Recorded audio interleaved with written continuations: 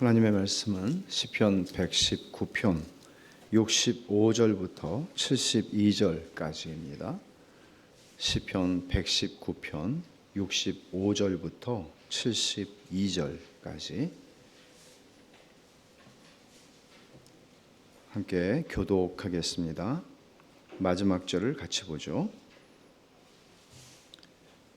여호와여, 주의 말씀대로 주의 종을 선대하셨나이다. 내가 주의 계명들을 믿었사오니 좋은 명철과 지식을 내게 가르치소서. 고난당하기 전에는 내가 그릇 행하였더니 이제는 주의 말씀을 지키나이다. 주는 선하사 선을 행하시오니 주의 율례들로 나를 가르치소서. 교만한 자들이 거짓을 지어 나를 치려하였사오나 나는 전심으로 주의 법도들을 지키리이다. 그들의 마음은 살쪄서 기름덩이 같으나 나는 주의 법을 즐거워하나이다. 고난당한 것이 내게 유익이라. 이로 말미암아 내가 주의 율례들을 배우게 되었나이다. 주의 입의 법이 내게는 천천 금은보다 좋으니이다. 아멘. 여러분이 아시다시피 시편 119편은 하나님의 말씀을 찬송하는 말씀 예찬이라고 말할 수 있습니다. 하나님의 말씀이 이렇게 좋다. 하나님의 말씀은 이렇게 귀하다. 이제 그런 이야기를 하는 것이죠. 근데 오늘 본문은 굉장히 중요해요. 왜 그런가 하면 여러분들은 이 시편 119편을 읽으면서 혹은 119편만은 아니죠. 시편은 다 기도예요. 그리고 거기에는 탄식도 많고요. 또 간구도 있고 찬송도 있습니다. 그런데 이 시편을 읽으시면서 여러분들은 얼마나 공감하세요? 아마 성경 전체에서 우리가 성경을 읽으면서 서신서도 좋고 복음서도 좋고 다 주의 말씀이죠. 그러나 시편은 사실은 우리의 감정과 가장 깊이 공명하는 책입니다. 그래서 때로는 우리의 기도가 막힐 때에는 시편을 소리내서 읽으면서 기도할 수 있습니다. 다 기도거든요. 근데 시편 119편은 특별히 하나님의 말씀은 이렇게 놀랍고 귀하고 좋은 것이다 라고 얘기를 하는데 이거를 우리가 얼만큼 공감하느냐 하는 거는 아마 다 다를 거예요. 근데 이제 시인이 오늘 72절에서 이렇게 말하죠. 주의 입의 법이 내게는 천천 금은보다 좋습니다. 얼마나 공감하세요? 주님의 말씀이 저에게는 천천 금은보다 좋습니다. 주식이 100배 뛰는 것보다 저는 주님의 말씀이 더 좋습니다. 이렇게 고백할 수 있을까요? 시인이 72절에서 말하는 걸 보면 주의 입의 법이라고 말하잖아요. 굉장히 다정하고 인격적인 표현인데 이런 거예요. 당신의 말씀에 따르면 또는 당신이 언급한 바에 의하면 이렇게 말할 수 있죠. 근데 이런 말이에요. 당신이 입을 벌려 그 당신의 입술에서 흘러나오는 그 사랑스러운 말씀에 의하면 이런 식으로 지금 표현하는 거예요. 당신의 입에서 나오는 그 말, 굉장히 인격적인 표현이죠. 다정하고 애정이 담긴 표현이죠. 그 말씀이 천천 금은보다 좋다고 말을 합니다. 이거는 좀 다른 얘기인데 전에 그 법정이라고 하는 스님이 있었는데 그분에게 굉장히 감 나가는 어마어마하게 값이 나가는 그 절을 바친 사람이 있대요. 근데 이제 그 사람의 굉장한 거부였는데 그 사람이 사랑하던 사람이 시인인데 월북 시인이죠. 월북 시인인데 이런 얘기를 했대요.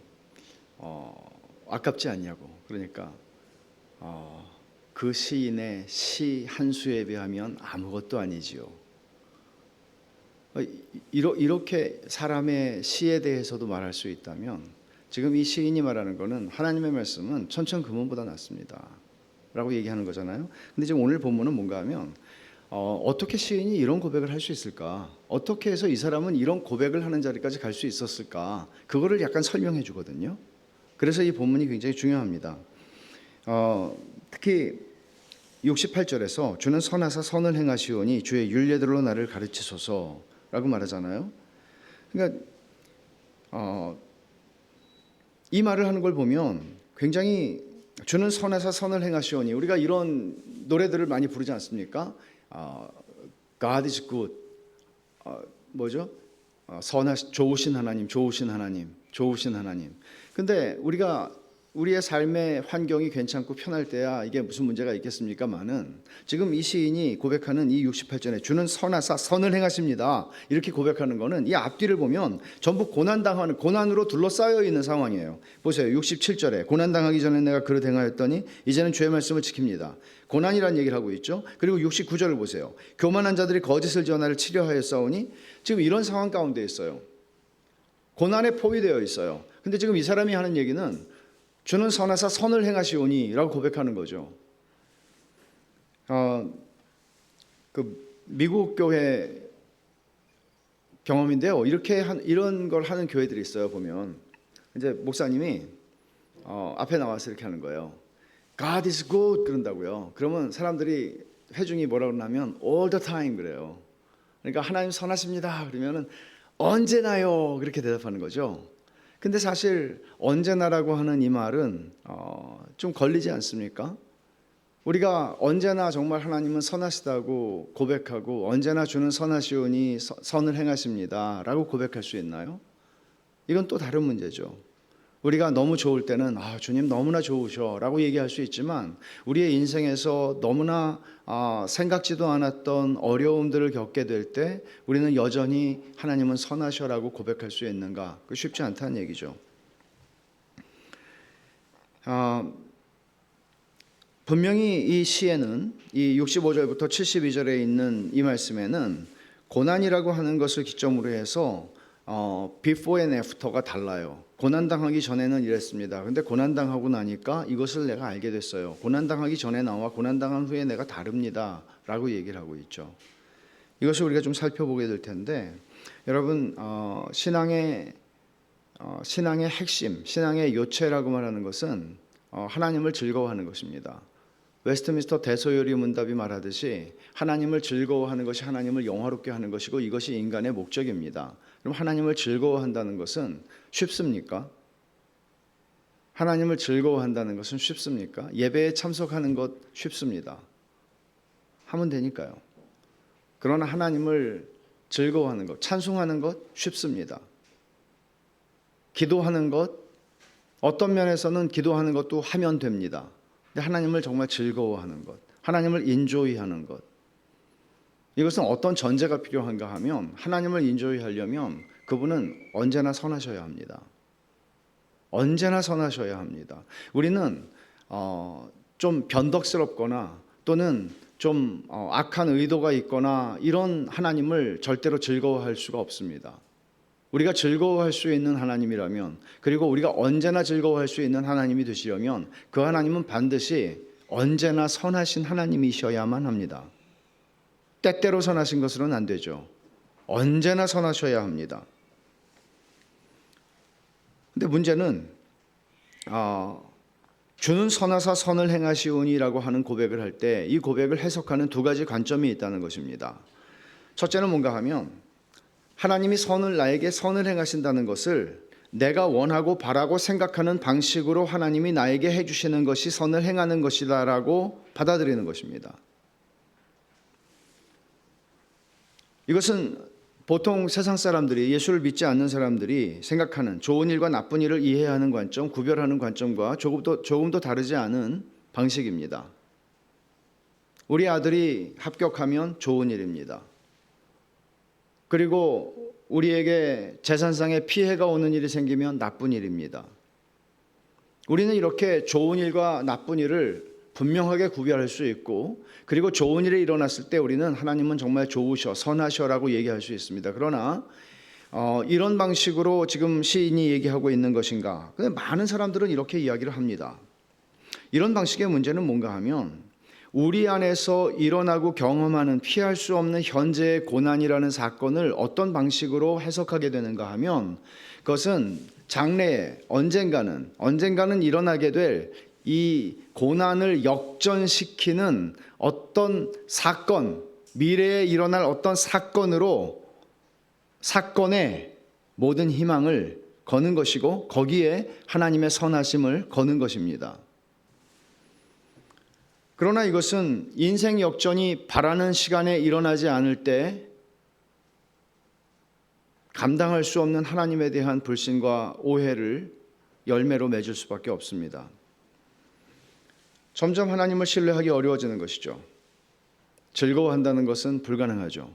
하나님을 즐거워한다? 불가능하죠. 이 관점을 보통 번영신학 혹은 번영의 복음이라고 이야기를 합니다. 두 번째 방식은 내 인생에서 일어나고 있는 고난 자체를 하나님의 은혜로, 하나님께서 사랑하시는 자녀들에게 주시는 최상의 은혜로 받아들이는 관점입니다. 이런 거죠. 이게 어떻게 좋은 일일 수 있겠습니까?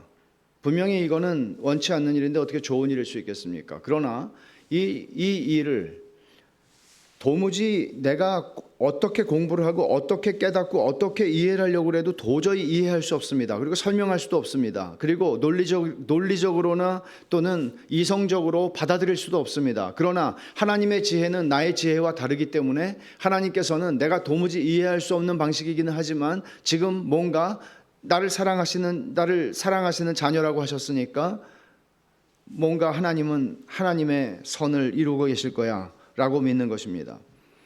하나님께서 무한한 지혜로 내게 선을 베푸신다는 것을 신뢰하는 것이죠. 이것은 죽음의 순간까지도 내려놓지 않을 수 있는 것입니다. 이런 방식 안에서 신자는 하나님을 즐거워하는 것을 배울 수 있습니다. All the time, 언제나.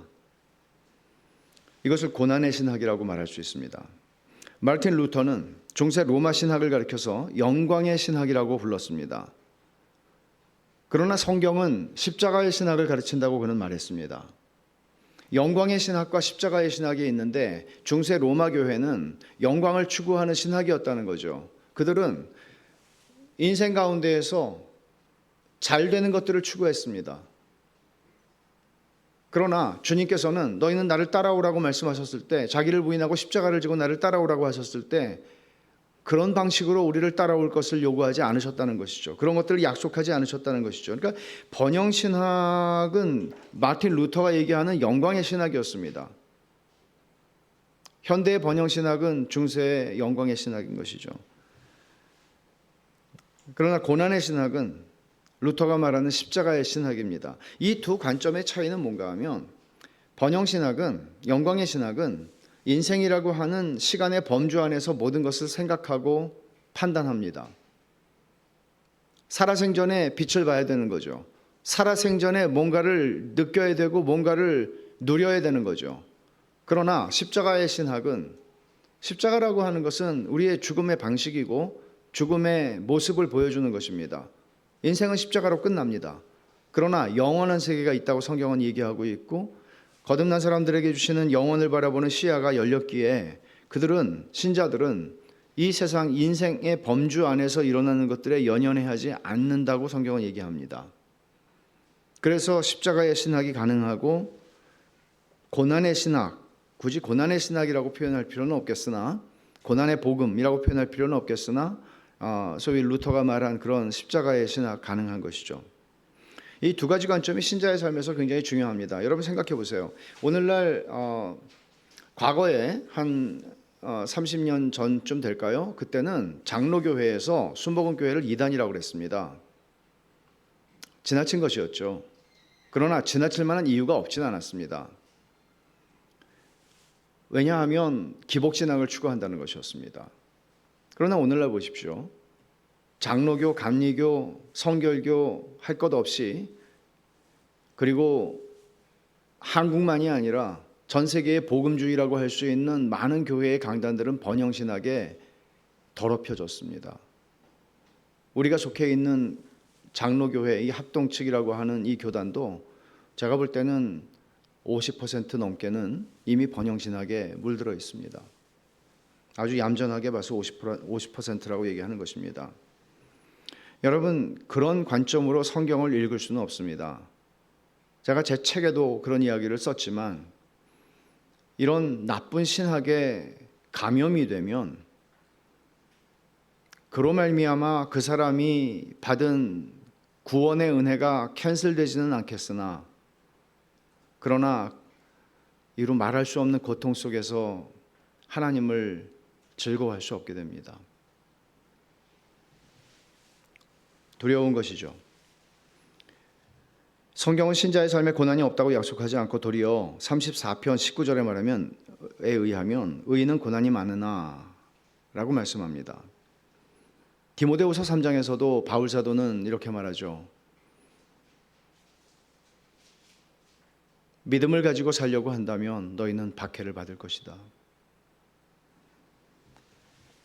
우리는 에덴 동산 바깥에서 살고 있을 뿐만 아니라 하나님의 나라가 이미 시작되었으나 아직 완성되지 않은 이 사이의 시대를 살고 있기 때문에 우리에게는 이런 모순 같은 일들이 존재합니다. 하나님의 자녀임에도 불구하고 하나님이 날 사랑하시면 이러실 수가 있나 하는 일들이 우리 삶에는 일어납니다. 여기서 우리는 어떤 관점, 어떤 성경의 설명을 우리가 제대로 이해하는가에 따라서 자기 인생에 일어나는 고난을 해석하고 그 속에서 하나님께 대한 신뢰를, 이것이 하나님에 대한 신뢰를 결정하는 문제가 되기 때문에 굉장히 중요한 것이죠. 그 해석 여부에 따라서 어떤 사람들은 고난을 통해서 하나님을 더 깊이 신뢰하는 자리로 가는가 하면 어떤 사람들은 고난을 통해서 넘어지게 되는 것입니다. 심지어 이 나쁜 신학, 사탄의 신학이라고 말할 수 있는 번영신학을 통해서 고난에 더하는 더 깊은 영적 고뇌를 겪게 되는 것입니다. 오늘 보면 하나님이 우리가 겪는 모든 고난 속에서 여전히 선하시다 그렇게 말합니다. All the time. 주는 선하사 선을 행하시오니, 여기에 항상 언제나라는 표현은 없지만 그런 얘기를 지금 암시하고 있는 것입니다. 그래서 8절 가운데 오늘 65절부터 72절이 8절이잖아요. 8절 가운데 5절이 히브리 말로 토브라고 하는 단어로 시작을 해요. 같은 단어 토브라고 하는, 그 토브라고 하는 거는 선하다, 좋다, 유익하다 하는 뜻이에요. 선하신 하나님 할 때 하나님의 선하심을 얘기할 때 토브란 단어를 써요. 하나님이 보시기에 좋았다라고 할 때 토브란 단어를 써요. 그리고 유익하다고 할 때에도 토브라는 단어를 써요. 65절에 보면 주의 종을 선대하셨나이다 할 때 선대하다, 이게 토브가 쓰였어요. 그리고 66절에 좋은 명철과 지식을 내게 가르치소서 할 때 좋은이라고 할 때 토브예요. 그리고 68절에 주는 선하사 선을 토브예요. 71절에 고난당한 것이 내게 유익이라 할 때 토브가 쓰였어요. 그리고 72절에 천천 금은보다 좋습니다 할 때도 토브예요. 이 토브가 시작하는 첫 번째 글자 테트, 이게 이제 알파벳, 히브리 알파벳의 9번째 알파벳인데 65절부터 72절이 전부 다 토트로 시작하는, 이 테트로 시작하는 절들이죠. 자, 65절을 보죠. 65절에 뭐라고 얘기합니까? 여호와여 주의 말씀대로 주의 종을 선대하셨나이다 그러죠.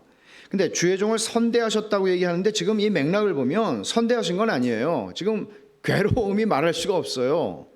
근데 이 사람이 지금 시인이 선대한다고 말하는데 그냥 선대한다고 말하는 게 아니고 이게 이제 그냥 배운 대로 말하니까 선대한다 그렇게 얘기하는 게 아니고요. 주의 말씀대로 주의 종을 선대하셨습니다라고 얘기하죠. 주의 말씀대로라는 말은 되게 중요한 포인트예요. 왜 그런가 하면 자기가 지금까지 하나님의 말씀을 쭉 배우고 알아왔는데 하나님은 그 약속대로 나를 선대하셨다는 거예요. 하나님 이렇게 약속하셨는데 날 이렇게 대하시고 계시잖아요. 이거는 말이 안 되잖아요. 이건 말씀하고 다르잖아요. 그렇게 얘기하잖아요. 하나님 나에게 말씀하신 대로, 하나님이 나한테 약속하신 대로 하나님 나를 속이지 않으셨습니다. 하나님은 신실하게 그 약속대로 나를 선대하셨습니다. 그게 나에게 좋은 일이 일어났고 있고 일어났기 때문이라고 얘기하는 거 아니에요. 그렇게 얘기하는 거예요. 그러면서 그러니까 신뢰가 확실하다는 거죠. 그리고 66절을 보면 내가 주의 계명들을 믿었사오니라고 말하면서 그는 하나님에 대한 자기의 신뢰, 그분의 말씀에 대한 자신의 신뢰를 인을 치고 있는 거예요, 스스로. 자, 여기 보세요. 제가 시편 119편을 읽을 때 하나님의 말씀을 표현하는 그 모든 말씀들은 하나님 자신을 표현하는 것과 다르지 않다고 그랬죠. 그러니까 하나님의 인격과 하나님의 말씀은 분리될 수 없잖아요. 하나님을 사랑하는데 하나님의 말씀은 별로라고 여길 수 있습니까? 여러분, 우리가 어떤 사람의 인격을 사랑하는데 그 사람을 사랑하면서 말하지 마, 말하면 싫어 나는, 이럴 수는 없잖아요. 그 사람을 사랑한다면 그 사람이 하는 모든 말들을, 그 입에서 나오는 모든 말들을 중요하게 여기는 것이죠.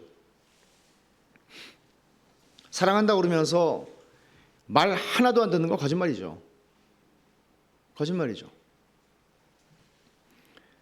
그러니까 지금 주의 말씀대로 선대하였습니다. 그리고 내가 주의 계명들을 믿었습니다. 라고 얘기하는 걸 보면은 지금 이 사람은 하나님의 말씀을 통해서 자기에게 일어나고 있는 이 고난의 상황을 해석하고 있다는 거죠. 그 열쇠라는 거예요. 하나님의 말씀이. 그럼 하나님의 말씀에 대해서 알아야 되잖아요. 하나님의 말씀에 대해서 무지한데 어떻게 우리가 우리의 삶에서 일어나는 것들을 해석할 수 있어요. 우리는 그냥 배운 대로 우리가 기본적으로 우리는 디폴트, 우리의 그 기본값이, 인간의 기본값이 인과율이에요. 그렇기 때문에 우리는 어떤 일이 생겼을 때 내가 뭘 잘못했기 때문에 이런 일이 있었을 거야 라고 판단하는 것 이상으로는 절대 생각을 못해요. 그러나 성경은 우리가 생각할 수 있는 범주 넘어서서 하나님께서 하시는 일이 있다고 얘기하잖아요.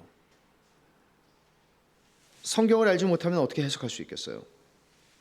그래서 66절 하반절에 뭐라고 얘기해요? 좋은 명철과 지식을 내게 가르쳐달라고 그러는 거예요. 이 사람은 지금 어느 정도 알고 있어요. 완전히 무식한 사람이 아니에요. 근데 지금 자기가 처하고 있는 이 형편을 해석하려면 이거 이상이 필요해요. 그래서 그는 좋은 명철과 지식을 내게 가르치소서라고 얘기를 해요. 근데 이 명철이라고 하는 이 히브리어 단어는 맛이라는 뜻이에요. 맛을 보다 할 때 맛이에요. 맛을 본다는 거예요. 그러면 왜 이 맛이라는 게 명철을 의미할까요? 이런 거죠. 이거는 후천적으로 우리에게 습득되는 맛인데 지금 좋은 명철이라고 얘기하죠. 말하자면 이 사람이 얘기하는 거는 내가 하나님의 선하심을, 무엇이 진짜 선한 것인지를 분별할 수 있는, 왜 맛을 보고 구별하잖아요. 맛을 보면 이거는 고추장이구나, 맛을 보면 이거는 된장이구나 구별할 수 있잖아요.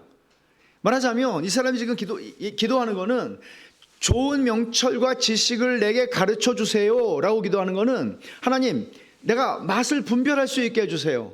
무엇이 진짜 선한 거고 무엇이 진짜 나쁜 건지를 분별할 수 있게 해주세요. 그걸 기도하는 거예요. 분별력을 달라는 거예요. 그게 명철이죠. 그게. 그렇다면 지금 이 교만한 자들이 거짓을 지어서 나를 치려하고 이런 상황들 말이죠. 이런 상황들 속에서도 내가 이게 왜 이렇게 나는 재수 없게 이런 일들을 당하는 거지? 내가 무슨 죄를 져서 이러지? 이렇게가 아니라 이 이면을 볼 수 있는, 하나님의 지혜에 접근할 수 있는, 주님 그거를 저에게 허락해 주세요 라고 기도하는 것이죠. 여러분, 사람들은 이거를 별로 중요하게 생각하지 않아요. 여러분들은 얼만큼 명철을 달라고 기도를 하세요? 명철을 달라고 하는 것은 여러분들에게 얼마나 중요한 기도 제목인가요? 여러분, 이게 얼마나 중요해요. 왜냐하면 아까도 말씀드렸지만 우리 인생에서 일어나는 어떤 일들을 그냥 믿음 없이 살아가는 모든 사람들이 받아들이는 방식으로 우리가 받아들이면 하나님을 절대로 즐거워할 수 없어요. 그 하나님 절대로 믿을 수 없어요. 신뢰할 수 없어요. 그리고 그 하나님한테 우리는 하나님하고 딜을 하게 될 거예요. 그 이상을 넘어갈 수 없어요. 신앙은.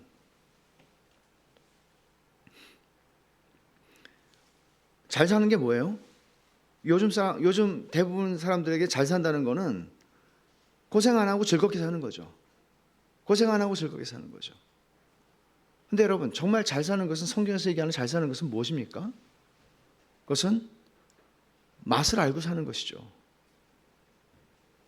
맛을 알고 무엇이 선한 거고 무엇이 선하지 않은 것인지를 분별하는 거예요. 그러니까 바울 사도가 빌립보 교회를 위해서, 보세요, 서신서를, 바울 서신 읽어보면 바울이 기도하는 내용들이 나오잖아요. 근데 바울이 기도할 때 굉장히 우선순위를 가지고 기도한 내용들이 있어요. 공통적으로. 그게 뭔가 하면 빌립보서 1장 9절을 한번 보세요.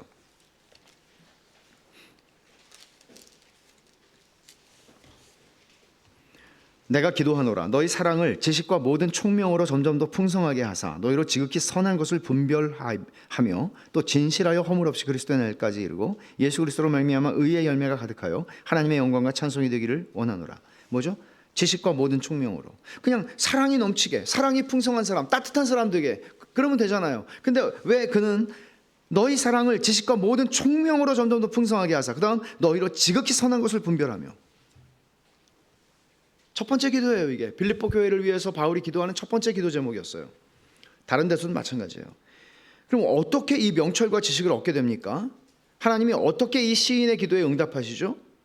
우리가 명철과 지식을 얻는 것은 성경을 열심히 공부하고 또 뭐 책도 읽고 좋아요. 그러나 그 이론과 그 지식들이 진짜 내 것이 되는 것은 고난을 통해서예요. 고난을 통해서예요. 67절이 그것을 말해주죠. 고난당하기 전에는 내가 그릇 행하였더니 이제는 주의 말씀을 지키나이다. 고난당하기 전에는 이라고 얘기하는 것은 자기가 겸손해지고 비천함으로 낮아지도록 하나님께서 나를 만드시기 전까지는 그런 얘기죠. 그리고 이제는 주의 말씀을 지키나이다 라고 말하는 것은 무슨 교만한 말이 아니고요. 하나님이 나를 여기까지 인도하셔서 이제는 맛을 분별할 수 있게 해주셨어요. 그런 얘기를 하는 거예요. 이제는 무엇이 선한 것인지를 조금 알게 되었어요. 그런 얘기를 지금 하는 거예요.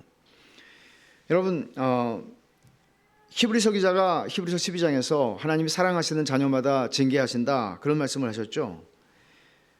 이런 말씀을 보면 모든 그리스도인이 당하는 모든 고난이 우리가 잘못한 것에 대한 하나님의 징계로만 설명될 수 있는 것은 아니지만 그것보다 더 많은 이유와 우리가 알 수 없는 이유들이 있지만 목적들이 있지만 또 그만큼 우리의 고난도 다양하지만 그러나 하나님의 자녀들이 겪는 고난은 것이 징계의 성격이든지 하나님의 영광을 위한 특별한 목적을 가진 것이든지 어떤 것이든지 상관없이 그것은 하나님 아버지의 사랑의 특별한 표현입니다. 성경은 그렇게 얘기해요. 달리 설명할 수 있는 길은 없습니다. 그것이 욥의 고난이든지 그리스도의 십자가의 고난이든지 아니면 그리스도인들이 이 땅을 살아가면서 겪는 어떤 고난이든지 마찬가지입니다. 지금 고난에 대한 책을 탈고를 했거든요. 이제 좀 정리를 더 하면 되는데 때로는 만나요, 사람들을. 교우들 중에서 만날 때도 있고 교회 바깥에 있는 사람들을 만날 때도 많아요. 너무나 많은 사람들이 성경이 말하고 있는 고난에 대한 이해를 가지지 못하고 있어서 고통을 겪어요. 너무나 분노할 만큼 잘못된 가르침들 때문에. 경제적 실패뿐만 아니라 도덕적 실패도 있죠. 예상치 못한 심각한 질병으로 인한 고난도 있고 상실의 고통도 있어요. 관계의 고난도 있어요. 너무나 다양해요. 목적이 다양한 만큼, 하나님이 가지신 목적이 다양한 만큼 우리가 겪는 고난도 다양해요. 근데 이런 고난 속에서 하나님의 자녀들은 하나님을 신뢰하는 믿음을 저버리는 쪽으로 가진 않고 하나님을 신뢰하는 방향으로 가게 돼요. 근데 이게 한순간에 된다는 얘기가 아니에요. 시간이 걸려요. 시간이 걸리지만 결국은 하나님이 거기까지 우리를 데리고 가세요. 그래서 하나님의 자녀들은 고난을 통해서 주의 말씀을 71절에 말한 것처럼 고난당한 것이 내게 유익이라 이로 말미암아 내가 주의 율례들을 배우게 되었나이다. 결국은 주의 율례를 배우게 되었다고 고백하는 자리까지 가게 하시고 또 67절에 말한 것처럼 고난당하기 전에 내가 그릇 행하였더니 이제는 주의 말씀을 지키나이다. 전에는 지키지 않았을까요? 지켰겠죠. 그러나 맛을 알고 분별을 하면서 지킨다는 얘기를 하는 것이겠죠. 이 고난을 통해서 총명과 지식을, 좋은 총명과 지식을 얻게 된 사람들은 주는 선하사 선을 행하시오니 라고 고백을 하게 됩니다. 그리고 여러분 75절을 보시면 75절에 이렇게 고백하죠. 여호와여 내가 알거니와 주의 심판은 의로우시고 주께서 나를 괴롭게 하심은 성실하심 때문이니이다. 전에는 이런 말씀이 무슨 뜻인지 몰랐어요. 이제는 이런 고백을 할 수 있게 되었어요. 그리고 예레미야 애가에서 예루살렘이 다 무너져버린, 말하자면 하나님처럼 잔인하실 수 있는 분은 없어요. 아버지 중에서 하나님만큼 잔인할 수 있는 분은 없어요. 예루살렘 성전을 다 무너뜨렸어요. 피비린내가 나는 살육이 일어났어요. 그리고 예루살렘의 거민들은 바벨론으로 다 붙잡혀갔어요. 마지막 왕이었던 시드기야는 죽기 전에 마지막으로 본 것은 자기 자녀들의 죽음이었어요. 예레미야 선지자는 울면서 탄식하며 시를 썼어요. 그게 예레미야 애가죠. 3장 33절에 그는 이렇게 말합니다. 주께서 인생으로 고생하게 하시며 근심하게 하시면 본심이 아니시로다. 이런 고통을 겪은 사람이 이런 얘기를 할 수 있을까요? 좋은 명철과 지식을 가르쳐달라고 기도한 시인은 고난을 통해서 그것을 배웁니다. 그러니까 칼빈은 이런 고백을 해요. 그러므로 고난이 빵과 포도주보다 더 우리에게 필요하다는 것을 압시다. 여러분, 이 말에 얼만큼 여러분 고개가 끄덕여지세요? 고개가 끄덕여질 수는 있지만 정말 아멘이 되세요? 정말 고난이 빵과 포도주만큼, 아니 그거보다 더 필요합니까 우리에게? 빵과 포도주는 다 필요하잖아요. 우리는 먹어야 사는 존재잖아요. 돈이 필요하잖아요. 어느 정도의 사회적인 관계들이 우리에겐 필요하잖아요. 근데 고난이 빵과 포도주보다 더 우리에게 필요하다는 것을 압시다. 칼빈은 그렇게 설교합니다. 이 본문을 가지고. 가만히 생각해 봤어요. 나는 이 말에 동의하나? 칼빈이 이렇게 설교를 했는데 나는 이렇게 설교할 수 있나? 이거죠. 좋은 명철과 지식을 배우기를 갈망하는 이 시인의 마음이 된다면 우리는 그것을 원할 수도 있겠죠. 이렇게 동의할 수도 있겠죠. 좋은 명철과 지식을 내가 배우고 싶습니다. 가르치소서. 시인이 처한 고난의 환경은 69절과 70절에서 좀 더 엿볼 수 있는데, 교만한 자들이 거짓을 지어 나를 치료하여 싸우나 라고 얘기했고, 70절은 그들의 마음은 살쪄서 기름덩이 같으나 라고 얘기합니다. 교만한 사람들, 그러니까 아나무인인 사람들이죠. 나를 무시하고 거짓말이든지 어떤 방법이든지 나를 어떻게 하려고 하는 사람들이에요. 그 마음이 살쪄서 기름덩이 같다. 이거는 사람들의 고통에 얼마나 무감각한 냉담함과 완악함을 가진 사람들인지를 표현하는 방식입니다. 이런 사람들에게 둘러싸여 있다는 것 자체가 고통입니다. 얼마나 힘들어요. 그런데 찰스 브리지스는 이런 말을 합니다. 우리에게 교만한 자들의 악의에 찬 대적으로 보이는 징표들이 있다면 어떻게 해야 할까요? 하나님 아버지께서 우리를 사랑하시고 징계하시는 사랑의 매로 받아야 합니다. 아버지의 징계의 열매는 매일 죄를 죽이는 일로 나타납니다. 징계의 때에 우리는 고난을 이기게 하는 복음의 은혜의 역사를 맛보고 그리스도의 형상을 따라 자라납니다. 징계로 말미암아 우리는 어떤 방해도 받지 않는 사랑으로 충만한 영원한 나라에 합당한 자로 점진적으로 자라게 됩니다. 이런 얘기죠.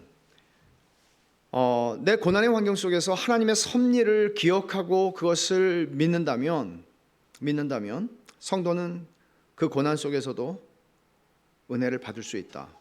이런 얘기를 하는 것이죠. 잔인하게 들릴 수 있는 말이에요. 하지만 조금 아까 말한 것처럼 하나님은 생각해 보세요. 우리가 그냥 딱 틀에 짜인 방식으로 성경을 읽으면 그게 안 보이죠. 근데 보세요.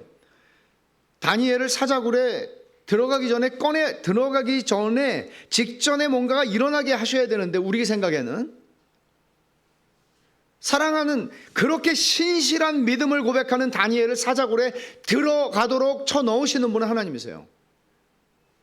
다니엘의 세 친구 얼마나 신실한 사람들이에요. 성경 전체를 통틀어서 이만큼 신실한 사람들을 우리는 찾아볼 수 없어요. 그런데 이 세 사람을 하나님은 풀무 속에 던져 넣으세요. 신약 성경에서 주님이 하신 말씀을 생각해 보세요. 탕자가 아버지 유산을 달래요. 이런 못된 아들 없죠. 아버지 죽어야 받을 수 있는 거를 살아있는데 유산 달라는 거 아니에요? 아버지가 보면 뻔히 보이죠. 얘는 1년이 뭐예요? 3개월이 안 걸려. 한 달도 안 걸려요. 이거 다 말아먹고 개고생하고 그럴 거예요. 그걸 훤히 보면서 그 아들에게 유산을 주고 그 아들을 내보낼 수 있는 거는 하나님 아버지밖에 없어요. 세상엔 그런 아버지 없어요. 사랑 때문이죠. 근데 그냥 사랑이 아니고 전능한 사랑 때문이죠. 전능한 사랑 때문이죠. 비록 시인은 이런 잔인한 자들의 틈바구니 속에 떨어져 있지만 진심으로 자기는 어떤 태도를 취해요? 69절 하반절에 나는 전심으로 주의 법도들을 지키리이다. 70절 하반절에 나는 주의 법을 즐거워하나이다. 와, 이런 상황 속에서 이렇게 할 수 있나요?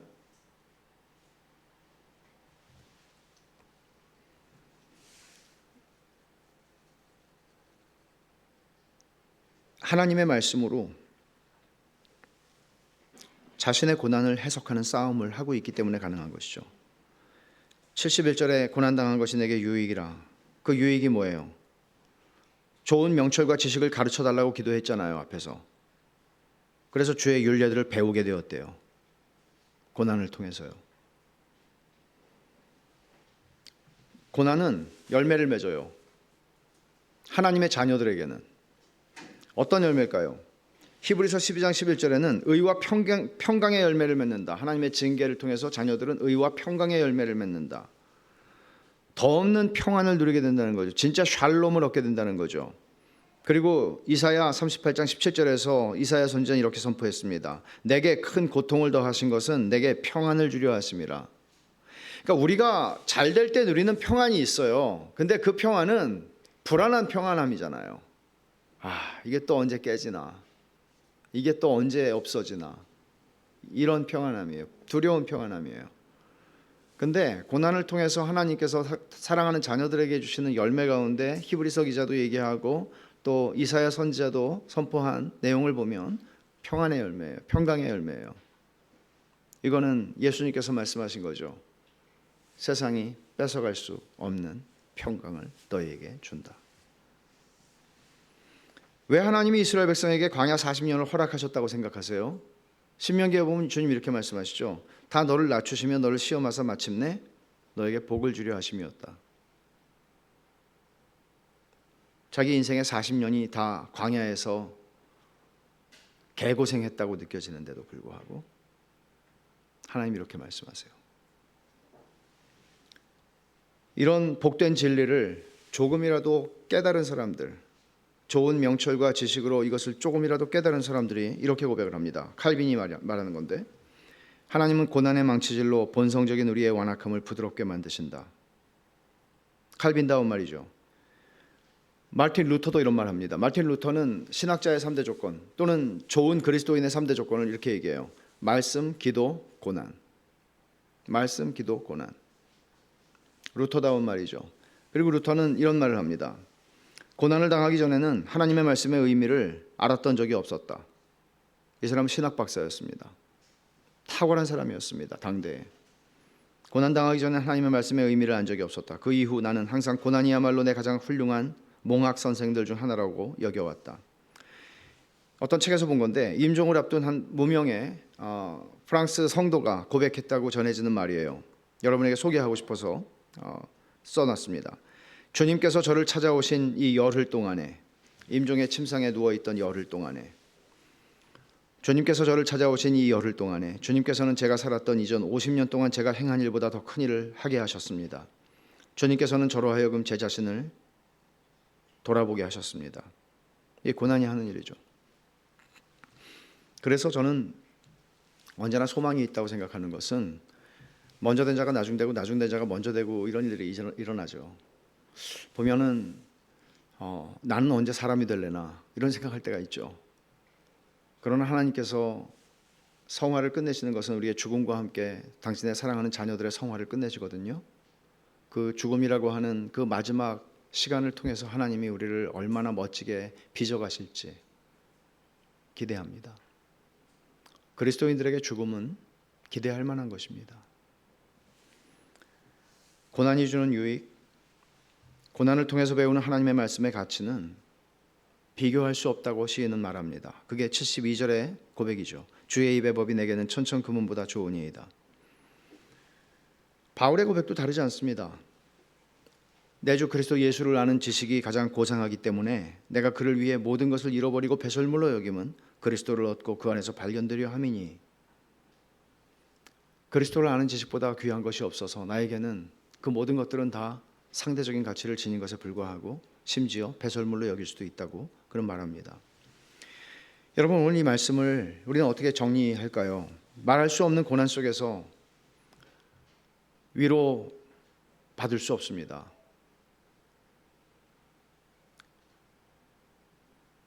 하지만 성도는 그 누구도 나의 위로가 되지 못할 때 하나님밖에는 나의 위로자가 되시지 않는다는 사실을 경험합니다. 하나님이 그 말씀으로 나를 위로하신다는 것을 경험합니다.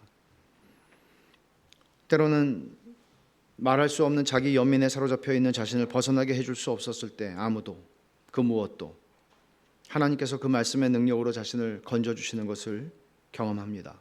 성도는요. 시편 34편에서 말한 것처럼 의인에게 고난이 많을지라도 하나님께서 그 모든 고난에서 의인을 건져 주시는데 당신의 말씀으로 그렇게 하신다는 것을 성도는 경험합니다. 그래서 마침내 이런 고백에 이르게 됩니다. 주는 선하사 선을 행하시오니라는 고백은 고난을 통과한 시인의 고백이기 때문에 힘이 있는 것입니다. 그저 저는 잊을 수가 없어요.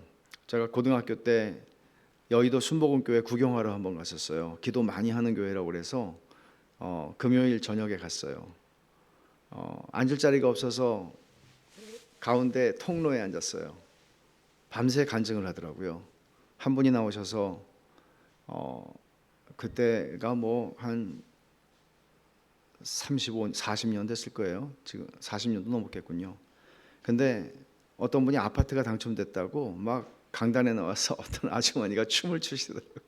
하나님 너무나 좋으시다고. 근데 그 다음에 나오신 분을 잊을 수가 없어요. 그분은 남의 집에서 일을 하시는 부인이었습니다.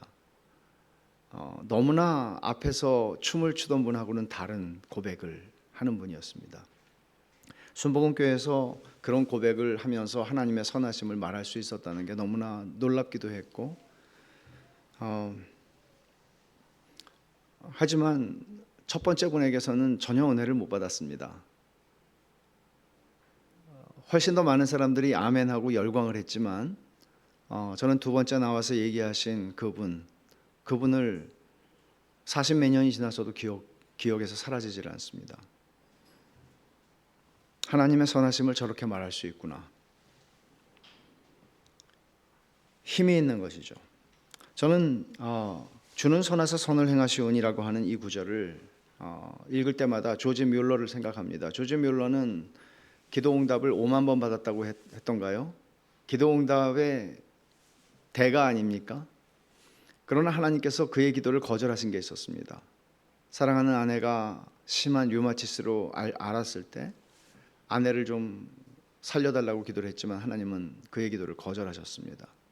데려가셨죠. 장례식에서 조지 뮬러가 장례식 설교를 하면서 선택한 구절이 바로 이 구절이었습니다. 주는 선하사 선을 행하시오니. 고난은 우리를 이런 고백을 하는 자리까지 데려갑니다. 싸구려 고백 아닙니다. 너무나 무게가 있어서 감당할 수 없는 고백입니다. 저는 히브리서 5장 8절 한번 같이 읽어볼까요? 히브리서 5장 8절을 읽으면서 이 말씀을 어떻게 이해를 할 수 있을까 싶습니다. 여러분들은 이 말씀을 어떻게 이해를 하고 계세요? 그가 아들이면서 받으신 고난으로 순종함을 배워서 예수님 얘기하는 거죠. 예수님이 순종함을 고난을 통해서 꼭 배우셔야 하나요? 하나님이신 분이 죄를 알지도 못하신 분이 꼭 고난을 통해서 순종을 배우셔야 하나요? 이 말씀을 여러분 어떻게 이해를 하세요? 히브리서 기자는 이런 얘기를 하는 거죠. 예수 그리스도가 그러셨다면 우리들은 어떠한가? 우리들은 어떠하겠는가? 베드로전서 4장에서 사도 베드로는 이렇게 말합니다. 죄를 그치고 육체의 정욕을 따르지 않고 하나님의 뜻을 따라 살도록 하나님께서 육체의 고난을 우리에게 허락하신다. 여러분이 만약에 세상 사람들이 생각하는 그런 축복의 개념에 연연해 한다면 어떤 일이 나에게 일어났을 때 이것은 축복이야, 재앙이야, 이것을 가르는 기준이 믿음이 없는 여느 사람들과 동일한 기준으로 여러분들의 생애에 일어나는 모든 일들을 재고 있다면, 판단하고 측정하고 있다면 여러분들은 결코 여러분의 인생에서 일어나는 고난을 하나님이 주시는 관점으로 해석할 수 없습니다. 여러분은 좋은 명철과 지식을 절대로 얻지 못할 것입니다. 그리고 고난을 통해서 여러분들은 고생만 많이 하게 될 것입니다. 어떤 유익도 얻을 수 없을 것입니다. 시인이 고백하는 것처럼 고난당한 것이 내게 유익이라 고 우리는 절대로 말할 수 없습니다. 그리고 그 고난은 그저 낭비되는 고난일 뿐입니다. 그래서 우리는 이 시인에게서 이 기도를 배우고 싶습니다. 66절에서 내가 주의 계명들을 믿었사오니 좋은 명철과 지식을 내게 가르치소서. 좋은 명철과 지식을 내게 가르쳐 주십시오. 그리고 그는 68절에 또 기도하죠. 주는 선하사 선을 행하시오니 주의 율례들로 나를 가르치소서. 하나님만이 자기 자녀들을 이런 고난 속에 던져 넣으실 수 있는 자비하신 아버지십니다. 하나님께서는 당신의 독생자를 인간이 겪을 수 있는 최악의 수치와 인간이 겪을 수 있는 최악의 고통 속에, 십자가죠, 그 속에 던져 넣으실 만큼 하나님은 잔인하셨습니다. 그것은 아들을 버리시기 위한 버림이 아니었습니다. 독생자를 사랑하셨기 때문이고 그 독생자 안에서 하나님의 택하신 백성들을 사랑하시기 위함이었습니다. 하나님께서는 삼위 하나님의 영광을 아끼셨기 때문에 그것을 위해서 당신의 백성을 사랑하셨고 당신의 사랑하는 아들을 최악의 수치와 최악의 고통 속으로 던져 넣으셨습니다. 이 십자가의 사건은 우리로 하여금 고난의 의미를 다르게 보게 만듭니다. 우리 인생에서 일어나는 고난을 다른 방식으로 보도록 우리를 초청합니다. 고난은 하나님의 선물이라고, 하나님이 고난을 통해서 말씀을 깨닫고 말씀 안에 거하게 하시고 하나님의 선하심을 맛보게 하시고 말씀을 지키고 소중히 여기는 법을 가르쳐 주신다고 말합니다.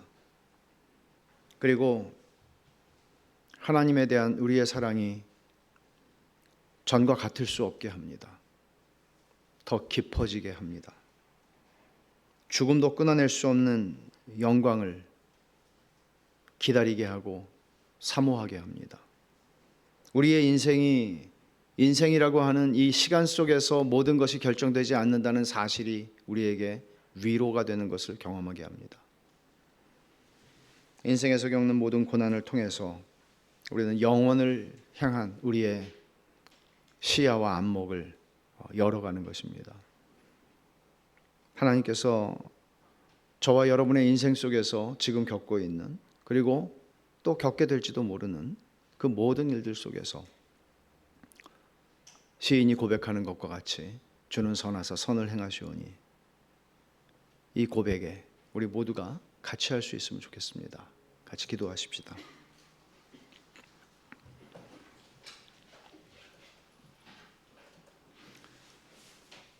이 시간에 우리 잠깐 주님이 주신 말씀을 생각하면서 조용히 한번 기도하십시다. 오늘 이 말씀에서 자유로울 수 있는 사람은 아무도 없습니다. 제가 기도하기 전에 여러분들에게 좀 묻고 싶은 것은 정말 좋은 총명과 지식을 여러분들이 필요로 하는 어떤 것보다도 필요로 한다는 사실을 여러분들 아시는가?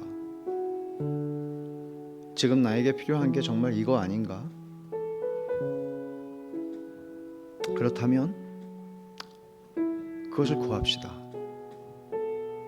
같이 한번 기도하겠습니다. 하나님 아버지, 고맙고 감사합니다. 오늘 주께서 저희 가운데 주신 이 말씀이 저희 모두에게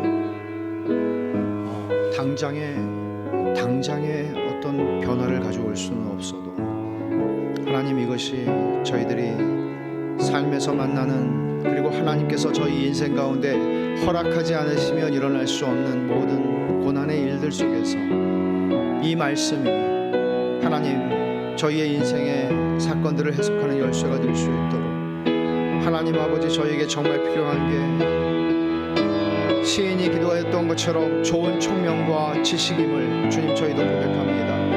하나님 아버지, 저희가 비록 고난을 달라고 기도할 수는 없어도 아버지 하나님, 우리의 인생 가운데 이것이 빵과 포도주만큼이나 아니 그 이상으로 필요한 것임을 하나님 저희들은 고백하지 않을 수 없습니다. 아버지 하나님, 저희에게 좋은 총명을 주시옵소서, 지식을 주시옵소서, 주의 율례를 배우게 하여 주시옵소서. 하나님 아버지, 그래서 저희들의 인생 가운데 일어나는 모든 일 속에서 결국에는 저희가 주님을 더 사랑할 수 있고 저희의 사랑이 더 깊어질 수 있고, 하나님 아버지, 고난당하기 전에는 알지 못했던 것들, 고난을 당해서 저희가 고백하게 되는 하나님 그런 신앙의 자리, 하나님께서 저희들을 데리고 가시고 저희를 인생이라고 끝난다고 하는 이 시간 속에 살지 않게 하시고 저에게 영원을 바라볼 수 있는 소망과 하나님 그 기대 속에 저희들이 살아갈 수 있도록 저희를 이끌어 주시옵소서.